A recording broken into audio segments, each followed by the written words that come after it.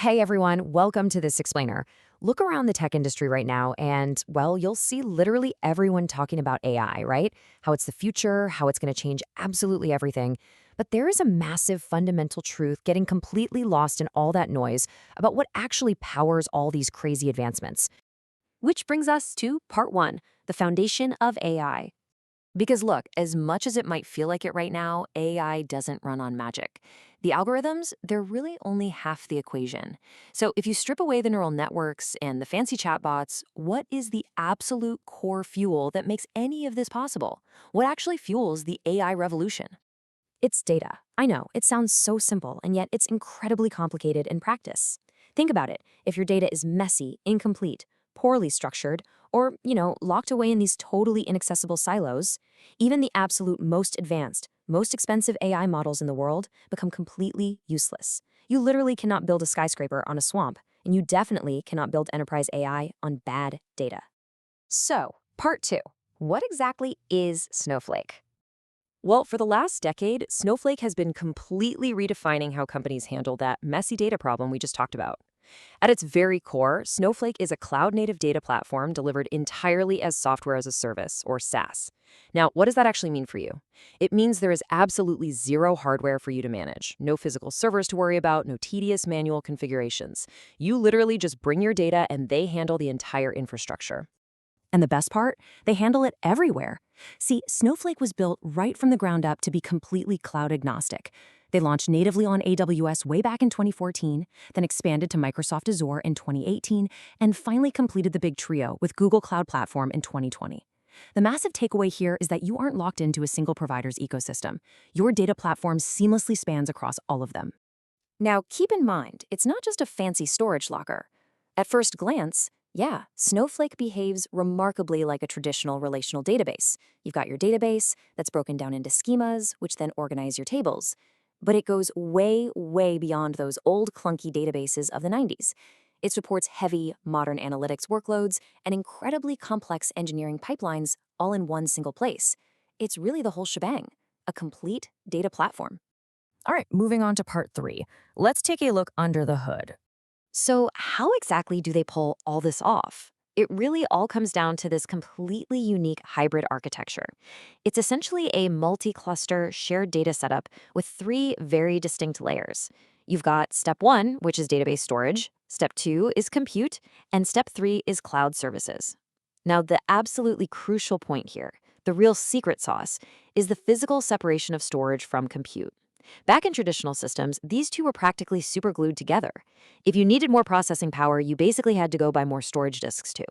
Snowflake completely severed that link. Think of it kind of like this. You have cloud services acting as the brain. That's handling all your metadata, security, and query optimization. And then you have the virtual warehouses acting as the muscle. Because compute is physically separate, you can spin up totally independent compute clusters to process queries on the exact same underlying data, without them ever fighting over resources. So your marketing team running some massive end-of-quarter report, it won't slow down the data science team who are busy training a complex model.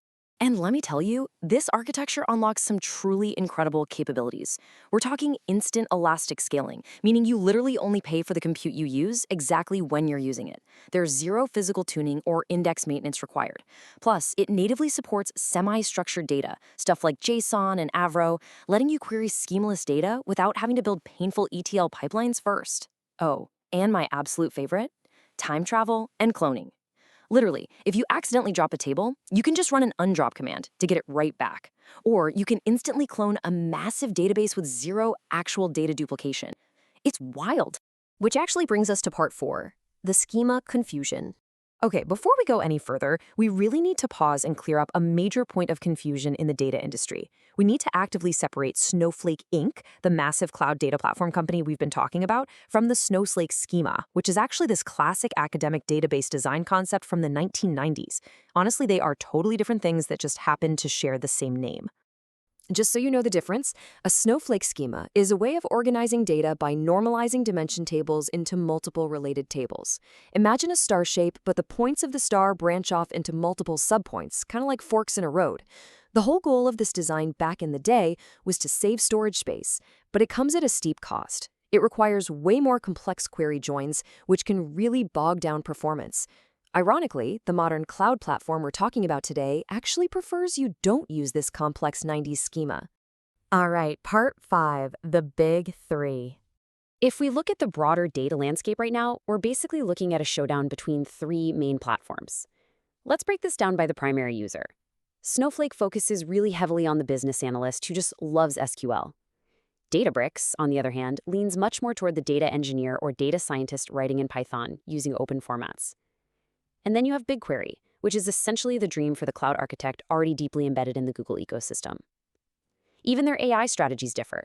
Snowflake offers pre-built, fully managed AI via Cortex. Databricks gives you Mosaic AI for deep, custom model training. And BigQuery integrates Google's Gemini for multimodal analysis. And yeah, even their pricing is totally distinct. Snowflake charges for the time your compute actually runs, Databricks charges for compute units, and BigQuery charges for the actual amount of data scanned per query.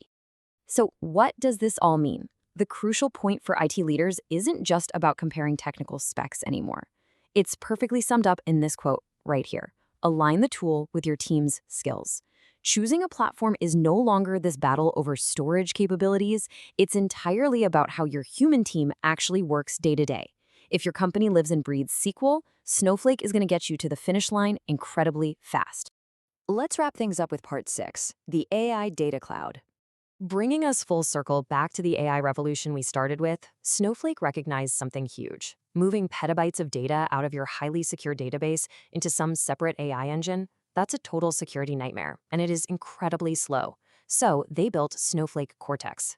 This brings fully managed large language models directly to where your data already lives. Using simple standard SQL commands, a business analyst can literally translate languages, summarize massive documents, or run predictive analytics right inside the database. No external infrastructure to manage, and no massive risky data transfers. The ultimate takeaway here is this simple loop. Data goes into Snowflake, and Snowflake directly powers the AI. You see, the true winner of the AI race isn't necessarily the company with the flashiest external algorithm. It's the company with the most organized, accessible, and secure data platform. Because simply put, when your data is ready, your AI is ready. Which leaves us with the ultimate question for you to take back to your team today. Is your data actually ready to fuel the AI revolution, or is it stuck in the past, just waiting for a modern platform to unlock its real potential? Thank you so much for joining me for this explainer. Now go take a hard look at your own data architecture. Catch you next time.